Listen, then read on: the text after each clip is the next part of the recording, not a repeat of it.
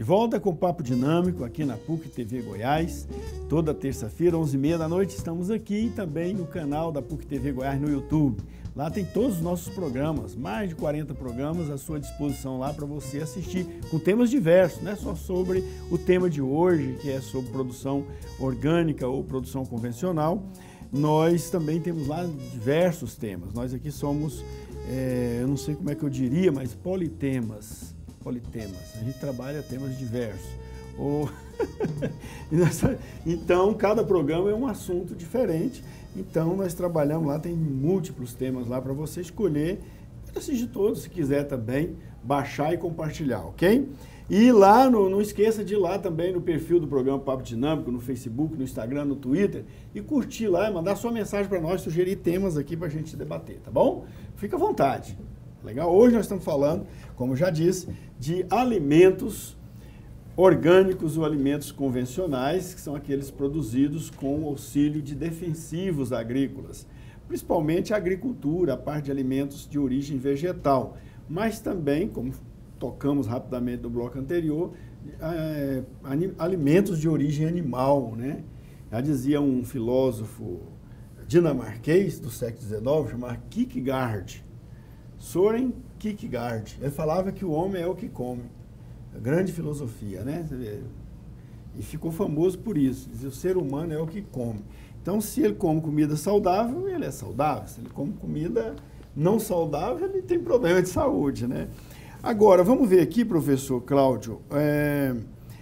Agora, o Ministério da Agricultura baixou aí um ato aí, atribuindo aos agrônomos exclusividade para receitar e misturar, né, defensivos agrícolas. Isso é bom ou é ruim? Com certeza para os agrônomos é bom. Eu não vou perguntar isso para o Cristiano, porque certamente ele vai falar assim, é bom, porque ele é agrônomo, né? Eu imagino. Mas ele fica à vontade também para dar opinião. Mas isso é bom para a população? Professor Daniel, eu gostaria de fazer um parênteses um pouco antes da pergunta. Sim, fica à vontade. Nas plantas também é isso. A questão da planta orgânica, a teoria da trofobiose fala um pouco disso, né? Que se ela está equilibrada, ela dificilmente traz uma doença que compromete a sua produtividade. Então, o pessoal que trabalha com a agricultura orgânica, a planta é o que ela também não come, mas o que ela absorve de qualidade do ambiente. Então, se ela absorve bons nutrientes, os seus frutos também são bons, sadios, saudáveis. Perfeito. E se absorve nutrientes ou tem desequilíbrio eletrolítico ou desequilíbrio na sua composição do solo, da fauna e flora do solo, a planta vai produzir um fruto e se torna, às vezes, susceptível a parasitismo, né?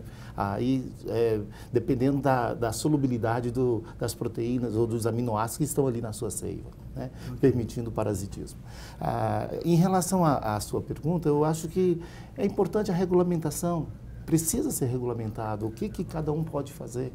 Então, de certa forma... Antes dessa regulamentação, vinha lá o rótulo do produto dizendo o que podia fazer. Então, era a indústria que determinava. Ou, às vezes, o vendedor, ou, às vezes, o vizinho que utilizou, que comentava com outro vizinho e ele ia comprar o produto. Então, é importante a regulamentação. Isso vem, de certa forma, resguardar a qualidade da produção, né? Então, Daniel, eu queria fazer um comentário sobre isso. Esse processo é conhecido como mistura em tanque, né? Ele sempre foi utilizado, sempre se fez mistura em tanque, sempre foi utilizado, é totalmente contra a eficiência você passar um produto de cada vez.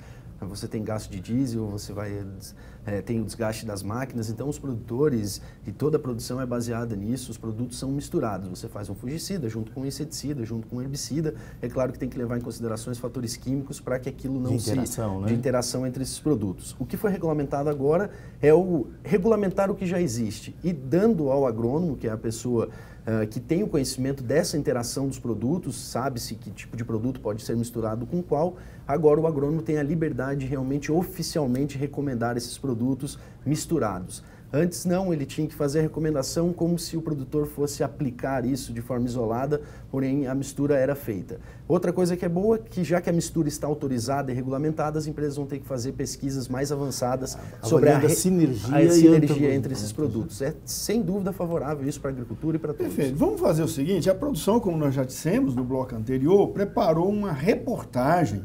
Quem preparou essa reportagem aqui para nós foi a Silvia Arantes. Ela e a sua equipe foi a campo e produziu aí uma reportagem. E vamos ver essa reportagem sobre alguns insetos que ajudam na agricultura. Vamos ver a reportagem, por favor. Verde a perder de vista. É aqui nessa imensa cidade natural que encontramos alguns bichinhos como insetos, percevejos ou joaninhas. A presença deles é comum em hortas e jardins. Mas aqui na Fazenda Orgânica Nossa Senhora Aparecida, no município de Hidrolândia, a 40 quilômetros de Goiânia, esses bichinhos são considerados amigos da horta. As hortas apresentam dois grandes grupos de amigos principais, né? O primeiro grupo de insetos que são benéficos numa horta são os polinizadores. Nesse grupo estão as abelhas principalmente, mas também vespas, moscas, né? E outros insetos. O outro grande grupo são dos inimigos naturais ou amigos naturais da horta, né? Nesse grupo estão insetos e outros artrópodes, né, como as aranhas, que controlam possíveis pragas da horta. Depois de um tempo nublado, o sol foi se abrindo na Fazenda Orgânica. A temperatura ficou mais quente e aos poucos os bichinhos, ou melhor, os amigos da horta foram aparecendo. Ao olho do entomologista, parece fácil encontrá-los. Mas às vezes, até ele tem dificuldades. No verão, os amigos da horta aparecem com mais frequência. Eles são movidos pelo calor do sol que ajuda na temperatura do corpo. É o momento que eles aproveitam para ir atrás dos alimentos. Muita gente, quando vê os bichos na horta, pensa que eles são pragas e que vão se espalhar e prejudicar as plantas. Alguns, claro, são, mas em compensação, muitos ajudam na produção agrícola. Por isso, o Paulo faz um alerta sobre essa visão. Tem que mudar esse olhar para com os insetos, né? Então, a presença de insetos é sempre positiva, desde que você tenha diversidade de espécies. Muito comum nas aplicações de agrotóxicos, né? Primeiro são eliminados pelos agrotóxicos os inimigos naturais, os benéficos. Daí ficam as espécies que vão causar danos nas plantações. E aí você acaba criando um círculo vicioso, aplica agrotóxico, aumenta os problemas com as pragas, você vai ter que aplicar mais agrotóxico. Então é respeitar o equilíbrio, né? Buscar a preservação dos inimigos naturais, né? Que aí você não vai ter grandes problemas, né? Com pragas. Alguns bichinhos fazem tão bem para a produção de alimentos que substituem os agrotóxicos, pois combatem os inimigos naturais que atacam os alimentos. Entre eles estão a tesourinha, a vespa, mosca predadora e a aranha. Então essa aqui é a tesourinha. Se alimenta de pólen, mas também preda ovos de outros insetos, insetos pequenos. A aranha é um predador generalista também, que ele preda o que cair na teia dele, né? Por aqui também são encontrados pupários ou conjunto de casulo das vespinhas. Com a multiplicação desses insetos, o Paulo não teve mais problemas com as lagartas na plantação. Nós chegamos a encontrar 160 unidades pupários desses, ou seja, de uma lagarta saíram 160 vespinhas. Olha a multiplicação. Se metade dessas vespinhas são fêmeas e vão parasitar, e a quantidade de pupários que tem num ambiente desse, dizima com a população de lagartas rapidamente. Por isso que eu não tenho mais problema com lagarta. Na Fazenda Orgânica, agrotóxico não tem vez. Afinal, é uma forma que o Paulo encontrou para preservar a biodiversidade do lugar. A polinização é o processo que garante a produção de frutos e sementes e a reprodução de diversas plantas, sendo um dos principais mecanismos e promoção da biodiversidade. As abelhas são essenciais neste processo. Elas são responsáveis pela transferência do pólen entre as flores masculinas e femininas. A presença delas indica que há diversidade e que as flores vão se multiplicar. E conforme o sol foi esquentando, logo as joaninhas resolveram dar o ar da graça. Afinal, elas são peças importantes por aqui. Estão entre os maiores predadores no mundo dos insetos e se alimentam de moscas, pulgões ou pequenos insetos. Uma joaninha é capaz de devorar 200 pulgões por dia. Então, pessoal, quando ver algum desses bichinhos no jardim ou na plantação, não se esqueça que ele pode ser um amigo da horta e nem sempre são prejudiciais. Olhar com respeito para todos que aparecem, todos os animais que estão ali presentes. E se perceber que um está causando problema, faz a catação manual.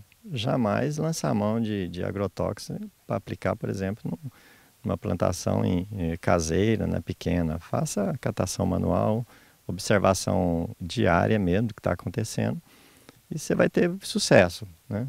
Não pode achar que aplicando o veneno ali você vai resolver todos os problemas, né? Não é assim. Bom, tá aí bem a reportagem aí. A reportagem da Silvia Arantes, muito boa, bem explicado, bem ilustrado. Eu queria saber aqui, doutor Cristiano, se o doutor Paulo lá da reportagem tem razão no que ele fala lá sobre não usar os defensivos agrícolas, que ele chama de agrotóxicos. Não, ele tem total razão. Hoje é possível se fazer a produção, principalmente produção em menor escala, com uso de controle biológico, biodinâmica, práticas da agroecologia. Como eu falei no começo, hoje a gente tem uma agricultura em larga escala, nós temos muitas pessoas a serem alimentadas no mundo e esse processo de transição que o próprio professor e muitos produtores que eram convencionais e passaram para orgânicos não é um processo fácil, não é um processo rápido, é um processo que traz riscos aos produtores também. E tendo a falta de pesquisa que a gente tem hoje nessa área, a falta de assistência técnica, extensão rural, voltada aí para tentar ajudar o produtor nessa transferência de tecnologia, que faz com que esse processo seja mais lento e traga maior risco. Por isso, hoje é impossível a gente alimentar o mundo inteiro sem fazer o uso de agroquímicos. Mas estamos caminhando para isso, a produção de orgânicos cresce em níveis aí muito rápidos. Como eu falei, apenas 1% da área plantada hoje é orgânica, porém o crescimento foi de mais de 300% nesses últimos 20 anos. Estamos caminhando para um modelo cada vez mais sustentável e um modelo com utilização de recursos cada vez menores. Então isso é bem interessante. Perfeito. Vamos fazer o seguinte, doutor Gal, você quer falar, mas vamos fazer um pequeno intervalo e daqui a pouco a gente continua. Nós vamos falar das principais pragas e também dos principais produtos, os defensivos agrícolas. Daqui a pouquinho.